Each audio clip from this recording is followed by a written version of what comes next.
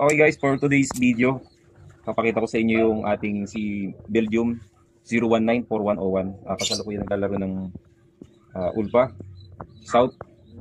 Ngayon, ang pag-uusapan natin ay kay problema bulutong. Nakita natin na meron siyang konting bulutong. Kitang-kita sa video. So, mahirap na kalaban ng bulutong kasi pwedeng lumaki to. Ngayon,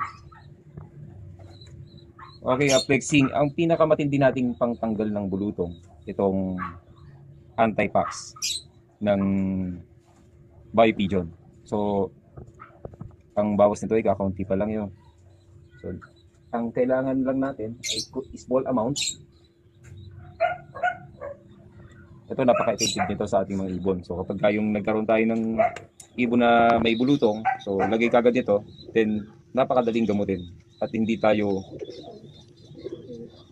nagtatagal para sa paggagamot ng ganitong bulutong. Sisiw lang sa The Gladiator of the Philippines Arnold TV Vlog dahil meron tayong Ninong's Anti-Pax. Ayan.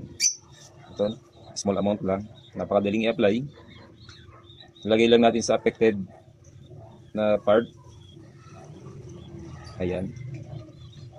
Ayun, tapos na. Okay, today is Tuesday.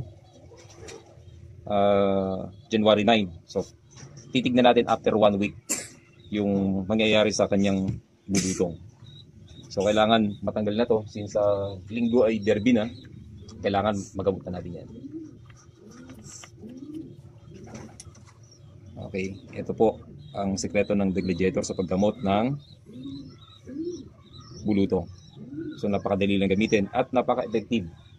Ito rin yung ginamit ko dun sa iba nating ibon na nagkaroon. Lalo na si Baten, yung ating complete clocking ng pagudpod.